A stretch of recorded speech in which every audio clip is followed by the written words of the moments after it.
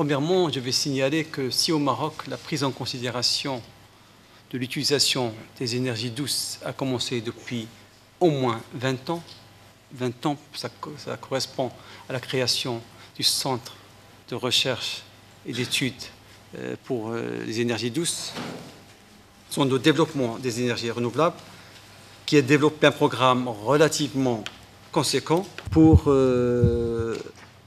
la plus grande centrale du monde de type cycle combiné reliant gaz et solaire,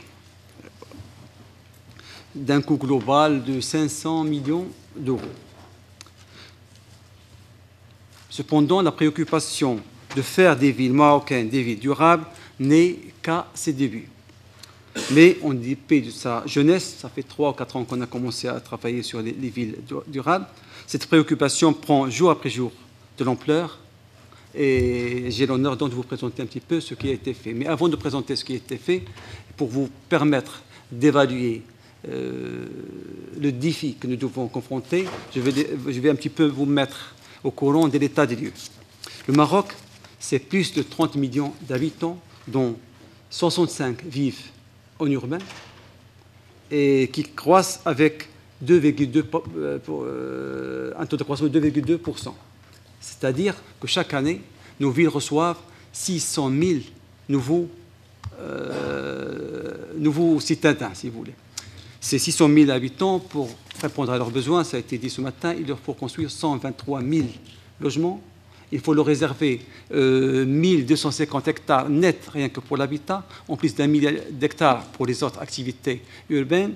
C'est aussi 250 000 emplois nouveaux chaque année. À ajouter à cela le déficit que nous avons pour le chômage urbain qui est chiffré à 1 million de chômeurs. C'est aussi la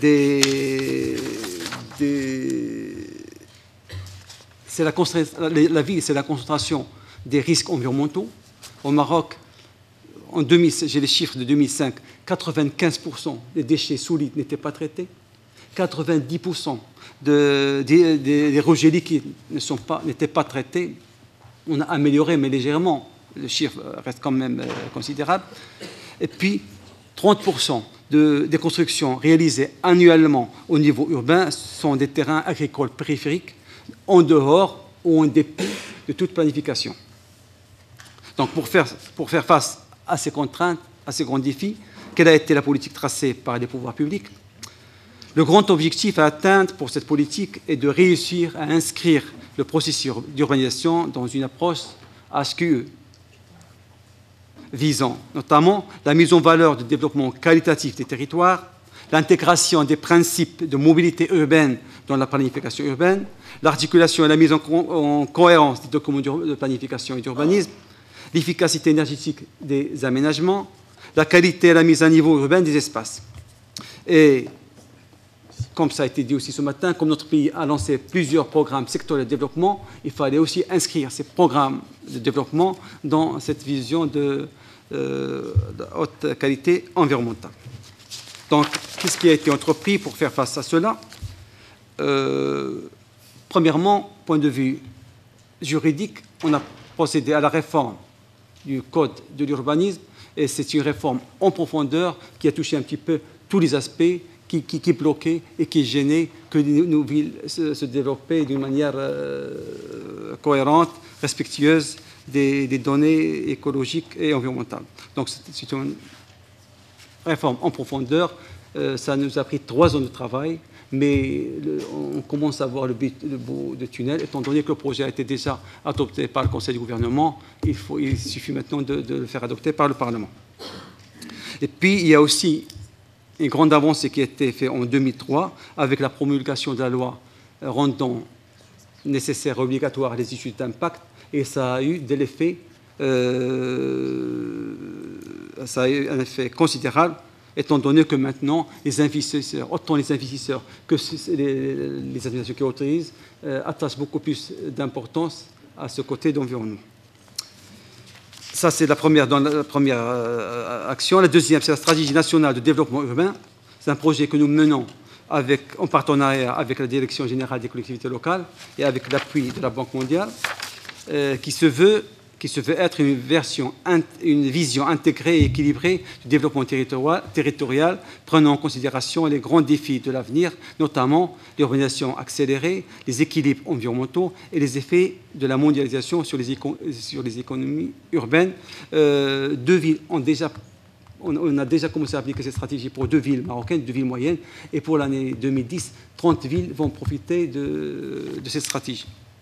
Troisième action, c'est, comme ça a été dit ce matin, le programme national des villes sans bidonville. C'est 83 villes qui sont inscrites dans la liste. En 2009, on va déclarer 30 villes sans bidonville.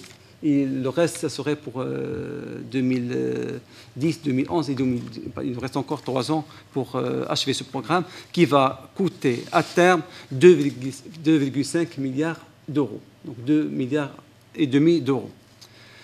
En matière de planification urbaine, donc l'achèvement de la couverture du territoire national en document de planification urbaine et d'urbanisme, le budget alloué a été multiplié par presque 6 fois entre 2002 et 2010, parce que 2002 c'était seulement 3 millions d'euros et en 2010 ce sont 20 millions d'euros qui sont prévus pour couvrir, pour mener les études de planification, que ce soit les documents d'urbanisme, soit les études générales, comme on va voir.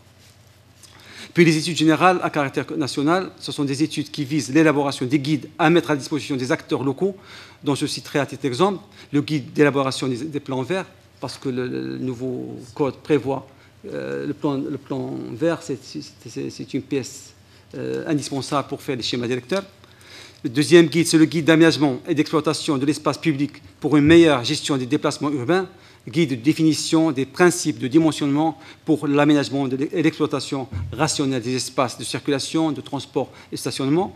Il sera prêt au mois de juin prochain et il sera diffusé à l'ensemble des intéressés, notamment les agences urbaines, au nombre de 26 au Maroc. Puis l'étude temps et planification urbaine, destinée aux concepteurs de documents d'urbanisme pour les sensibiliser à ne pas perdre de vue la dimension temps dans les documents qu'ils produisent.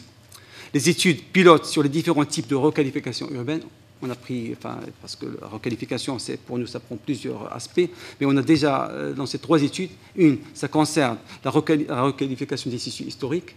La deuxième, c'est la requalification des tissus coloniaux, c'est-à-dire qui étaient construits lors de la colonisation ou de protectorat français et espagnol, donc au début du siècle dernier.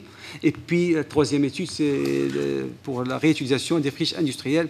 On a commencé par un cas qu'on a étudié dans la ville de Safi.